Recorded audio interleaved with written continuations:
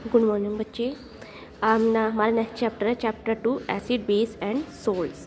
तो इसमें हम बेसिकली एसिड्स बेस और सोल्ट्स के बारे में पढ़ेंगे। तो अब देखो यहाँ क्या लिखा है, you have learn in your previous class that sour and bitter taste of food and due to acid and base respectively. यानी कि आप पिछली क्लासेस में पढ़ चुके हैं कि भी जो फूड है उसका टेस्ट कभी हमें खट्टा लगता है, कभी ख़राब लगता है। ऐसा क्यों होता है? एसिड और बेस की वजह से होता है जो उनमें प्रेजेंट होते हैं।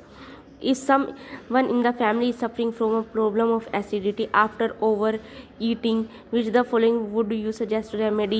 जैसे lemon juice, vinegar, baking soda solution. उसने क्या कहा है, कई बार ये कहते हैं ना, हम घर में कभी खाना खा लेते, ज़्यादा खा लेते, कभी मुझे एसिडिटी हो गई, तो हम उनको क्या कहते हैं, भाई नींबू पानी ले लो, विनेगर ले लो या सोडा ले लो, जिससे आपकी प्रॉब्लम क्या आगे ठीक हो जाएगी।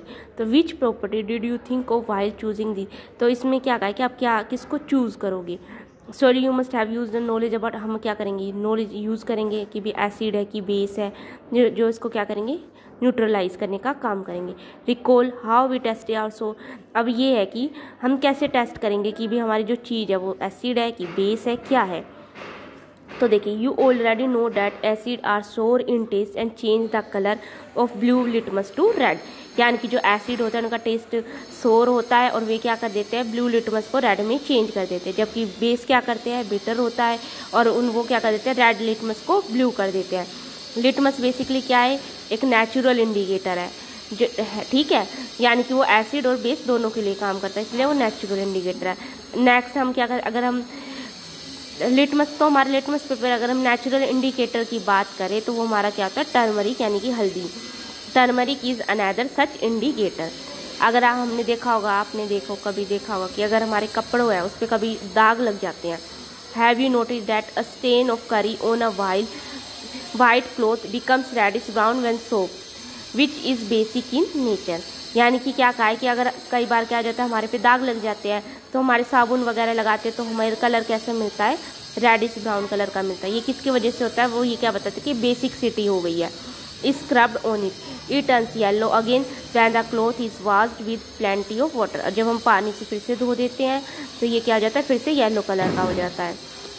You can also use synthetic, हम इसके अलावा सिंथेटिक इंडिकेटर्स को भी यूज़ कर सकते हैं, जैसे मिथाइल ऑरेंज हो गया, फिनाइलोपेथिलीन हो गया, टेस्ट करने के लिए एसिड और बेस का। तो इसमें अब हमने क्या देखा कि अगर हमें एसिड और बेस का टेस्ट करना हो तो हम 3 चीज़ों का यूज़ कर सकते हैं। फर्स्ट, सबसे सिंपल, लिटमस पेपर का यूज़ कर सकते हैं। नेचुरल इंडिकेटर में किसका एग्जाम्पल आ जाएगा हमारा, टर्मरिक, हम हल्दी को यूज़ कर सकते हैं। और सिंथेटिक इंडिकेटर्स में हम किसको यूज़ कर सकते हैं, मिथाइल ऑरेंज एंड फिनाइल पैथोलिन का। नेक्स्ट क्या है, इसलिए बेसिकली इस चैप्टर में हम क्या पढ़ेंगे, एसिड क्या है, बेस क्या है, उनकी रिएक्शन क्या है, उनको हम कैसे कम कर सकते हैं, उनके इफेक्ट को, और बहुत सारी इंटरेस्टिंग चीज़ है उनके बारे में हम पढ़ेंगे, जिनको हम देखते हैं और सुनते हैं अपनी डेली डे टू डे की लाइफ में। अब देखिए हमारे यहाँ पे क्वेश्चन क्या है, you have been provide with 3 test tube. अब आप इसने क्या कहा कि हम आपको 3 टेस्ट ट्यूब दे देते हैं। One of them contain distilled, एक में वाटर है, 2 कंटेन, एक में एसिडिक सॉल्यूशन है और एक में बेसिक सॉल्यूशन है रिस्पेक्टली। और आपको क्या दिया गया है, ओनली रेड लिटमस पेपर दिया गया है। तो आप किसको आइडेंटिफाई कर सकते हो। अब रेड लिटमस पेपर से हम किसको आइडेंटिफाई कर सकते हैं, ओनली बेस को, क्योंकि रेड लिटमस पेपर क्या कर देता है, रेड को ब्लू में कन्वर्ट कर देगा। तो इससे हम क्या कर सकते हैं, ओनली बेस को ही टेस्टिफाई कर सकते हैं। नेक्स्ट हमारा है understanding the chemical properties of acid and bases. यानी कि एसिड और बेस की केमिकल प्रॉपर्टीज़ क्या होती है, इसके बारे में हम पढ़ेंगे। तो फर्स्ट हमारा टॉपिक है इसमें acid and base is in laboratory, यानी कि लैब में क्या होते हैं। तो बेसिकली अगर हम देखें तो एसिड्स क्या है, दीज इंडिकेटर टेल्स अस, देखो यहाँ पे बहुत सारे indicator, red litmus solution, blue litmus solution, phenolphthalein और मिथाइल ऑरेंज लिखे हैं। यहाँ पे हम अपने सॉल्यूशन डाल सकते हैं तो हमें पता चल जाएगा कि एसिड है कि बेस है। These indicators tells us whether substance is acidic or basic by change in color। यानी कि अगर इन्होंने कलर को चेंज कर दिया तो हमें पता चल जाएगा। There are some substances whose odor changes in acidic और basic media। इसके अलावा कुछ सब्सटेंस होते हैं जिनका जो टेस्ट है वो चेंज हो जाता है, जैसे अगर हम उसको एसिडिक मीडियम में डालें या बेसिक मीडियम में। These are called olfactory indicators। उनको हम क्या बोलेंगे, olfactory, यानी कि जो हमारे टेस्ट से रिलेटेड होते हैं, खाने से। Let us tries of some of these indicators. अब हम किसके बारे में पढ़ेंगे? Olfactory indicators. ओल्फैक्टरी इंडिकेटर्स क्या होते हैं? जिनका क्या आता है, अगर चेंज है, टेस्ट है, वो चेंज हो जाता है। किस वजह से? अगर उनको एसिडिक या बेसिक मीडिया में डालते हैं। तो यहाँ पे आपकी एक्टिविटी है, उसको आप अपने घर पे पढ़िए। नेक्स्ट क्या है? Which of these vanilla, onion and clove can be use as a olfactory indicator on the basis of your observation. अब उसने क्या कहा है कि आपने जो ऊपर ऑब्जर्वेशन देखा है उसमें आप किसको यूज़ करेंगे? वनीला को यूज़ करेंगे, अनियन को यूज़ करेंगे, या क्लोव यानी कि लौंग को यूज़ करेंगे अपने ऑल्फैक्टरी इंडिकेटर्स के लिए अपनी ऑब्जर्वेशन के बेस पर। Let us do some more activities करते हैं हम केमिकल प्रॉपर्टीज़ को जानने के लिए। तो यहाँ पर है how do acid and base react with. अब इसने क्या किया, अगर एसिड और बेस होते हैं वो किस तरीके से मेटल्स है उसके साथ रिएक्ट करते हैं। तो आप इस एक्टिविटी को पढ़िए। नेक्स्ट क्या है? Note that the metal in the above reaction displaces hydrogen atoms from the acid as hydrogen gas and form a compound called salt. Thus the reaction of metal with an acid can be summarized. यानी कि acid क्या करते हैं, अगर मान लो कोई acid है उसको मेटल के साथ रिएक्ट करवाते हैं तो वो क्या करेंगे? सोल्ट की फॉर्मेशन कर लेंगे, और हाइड्रोजन गैस है उसको क्या करेंगे? रिलीज करेंगे। तो ये अगर कभी भी ऐसी रिएक्शन होगी इसका मतलब वो हमारा क्या है? एसिड है।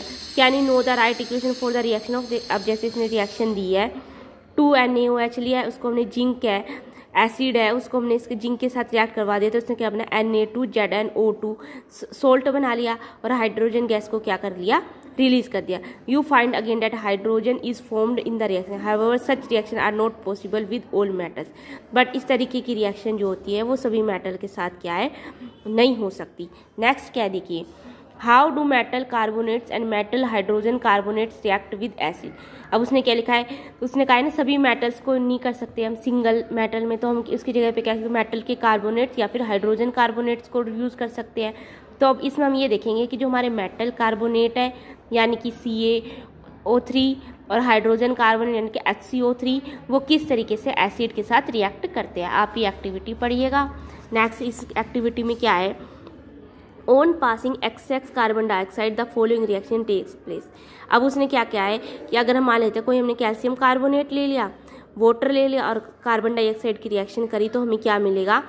कैल्शियम का बाइकार्बोनेट में soluble in water. Limestone, chalk and marble are different forms of calcium carbonate की क्या है? डिफरेंट फॉर्म्स हैं। यानी कि कैल्शियम कार्बोनेट की डिफरेंट फॉर्म्स अगर आपसे पूछी जाए तो कौन सी होंगी? लाइमस्टोन, चोक और marble. All metal carbonates and hydrogen carbonates react with acid to give a corresponding salt, carbon dioxide and water। यानी कि उसने क्या कहा है, अगर ये जैसे हमारा ये बन गया कैल्शियम, तो कोई भी मेटल का कार्बोनेट है या फिर मेटल का हाइड्रोजन कार्बोनेट है, जब वो किसी भी एसिड के साथ रिएक्ट करेगा तो वो क्या देगा? सोल्ट देगा, कार्बन डाइऑक्साइड की गैस को रिलीज करेगा और साथ में क्या रिलीज करेगा? वाटर को रिलीज कर देगा। ठीक है, तो इसी तरीके से कि how do acid and base react with each other. अब उसने क्या कहा, अगर ये तो हमने पढ़ा था कि भी एसिड है हाइड्रोजन गैस को रिलीज करते हैं अगर मेटल के साथ रिएक्ट करते हैं। एसिड अगर हम मेटल कार्बोनेट और मेटल हाइड्रोजन कार्बोनेट के साथ रिएक्ट करेंगे तो क्या होगा। अब ये क्या कहता है, अब ये कहता है अगर हम एसिड और बेस है उनको आपस में रिएक्ट करवा दे तो क्या होगा। अभी एक्टिविटी पढ़िएगा, इसमें क्या देखो, in the above activity we have observe that the effect of base is nullified by an acid and vice versa. यानी कि क्या कहा है, अगर हम एक एसिड और एक बेस और एक एसिड को अगर रिएक्ट करवाते हैं तो जो उनका रिएक्शन होता है वो क्या जगह न्यूट्रल हो जाएगा, वे एक दूसरे को क्या कर देंगे? न्यूट्रल कर देंगे। तो द रिएक्शन किस तरीके की रिएक्शन होगी, जैसे ये एक बेस हो गया NaOH, जहाँ पर भी OH होगा वो हमारा क्या होगा? हमेशा बेस होगा, और जहाँ पे भी हाइड्रोजन आयन जो लिबरेट होगा वो हमारा क्या होगा? हमेशा एसिड होगा। तो NaOH प्लस HCl, इन्होंने क्या किया? NaCl सोल्ट बना लिया और वाटर बना लिया। The reaction between an acid and base to give a salt and water is known as neutralisation reaction. यानी कि अगर क्या कहें, न्यूट्रलाइजेशन रिएक्शन किसे बोलते हैं, जब हम किसी बेस और एसिड को रिएक्ट करवाते हैं तो क्या फॉर्मेशन होती है? सोल्ट की फॉर्मेशन होती है और वाटर की फॉर्मेशन होती है। इस होल रिएक्शन को हम क्या बोलेंगे? Neutralisation reaction. In general a neutralisation reaction को हम कैसे लिख सकते हैं? इस तरीके से हम लिख सकते हैं। नेक्स्ट है हमारा reaction of metallic oxides with acid. अब हम क्या करें, मेटेलिक ऑक्साइड्स को अब तक हमने सिंपल मेटल को किया, मेटल कार्बोनेट और मेटल हाइड्रोजन कार्बोनेट को किया, एसिड और बेस को किया। अब मेटल के ऑक्साइड यानी कि मेटल के जितने भी ZnO हो गए, MgO2, इनको हम किसके साथ रिएक्ट करवाएंगे? एसिड के साथ रिएक्ट करेंगे। एक्टिविटी को आप पढ़िएगा। ये देखिए, you will notice that the colour of the solution become blue green and the copper oxide dissolve. उसने क्या किया, इसमें हमने कॉपर ऑक्साइड को लिया है, ठीक है। तो क्या देखा, हमें कलर मिला ब्लू ग्रीन कलर का, जो हमारा कॉपर ऑक्साइड क्या है, डिसोल्व हो गया। The blue green colour of the solution is due to the formation of copper chloride in the reaction. यानी कि क्या हुआ, कॉपर ऑक्साइड को यानी कि किसी भी मेटल ऑक्साइड को अगर हम उसको एसिड के साथ रिएक्ट करेंगे तो हमेशा क्या सोल्ट फॉर्म होगा, जैसे कि कॉपर क्लोराइड फॉर्म हो गया और वाटर लिबरेट होगा। The general reaction between metal oxide and acid can be written as metal oxide plus acid that is salt plus water, ठीक है। Now write and balance the equation of the above reaction since metallic oxide react with acid to give salts and water. Similarly to the reaction of base with an acid, metallic oxide said to be basic oxide. यानी कि आप क्या अगर हम base के साथ react करवाएंगे कि तो वो एसिड बन गया था, एसिड सोल्ट बन गया, बेसिक ऑक्साइड्स की फॉर्मेशन हो जाएगी। Reaction of a non metallic oxide with base, अब क्या कोई भी मेटल ऑक्साइड नहीं है, उसको अगर हम बेस के साथ रिएक्ट करवाएंगे तो क्या होगा? यू सा the reaction between carbon dioxide and calcium hydroxide lime water. Activity 2.5 में हमने रिएक्शन देखी थी जिसमें calcium hydroxide which is the base react with carbon dioxide, तो क्या प्रोड्यूस करते, सोल्ट प्लस वाटर की क्या की थी, उसने फॉर्मेशन की थी। Since this is similar to the reaction between base and acid, we can conclude that non metallic oxide are acidic nature. हम क्या कहते हैं कि जो नॉन मेटेलिक ऑक्साइड्स होते हैं वे सभी कैसे होते हैं, एसिडिक इन नेचर होते हैं। तो बेसिकली इस टॉपिक में हमने क्या पढ़ा कि अगर हम किसी भी एसिड को रिएक्ट करवाते हैं मेटल के साथ तो ऑलवेज सोल्ट की फॉर्मेशन होगी, ठीक है। सोल्ट की फॉर्मेशन हुई, इसमें हाइड्रोजन गैस लिबरेट हुई। जब कार्बोनेट और बाइकार्बोनेट या हाइड्रोजन कार्बोनेट के साथ रिएक्ट करा तभी भी क्या हुई, सोल्ट की फॉर्मेशन हुई, कार्बन डाइऑक्साइड बनी और वाटर लिबरेट हुआ। जब एसिड और बेस को आपस में रिएक्ट किया तब क्या फॉर्म हुआ, सोल्ट, तभी भी सोल्ट फॉर्म हुआ और हाइड्रोजन क्या वाटर क्या हुआ, लिबरेट हुआ।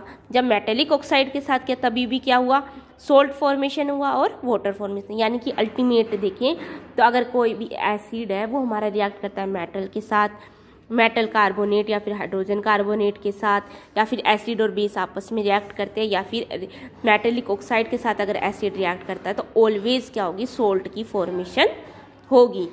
और एक्सेप्ट सिंगल मेटल को छोड़ के जितने भी होंगे इन सभी में इनके साथ क्या रिलीज होगा, वाटर भी रिलीज होगा, ठीक है।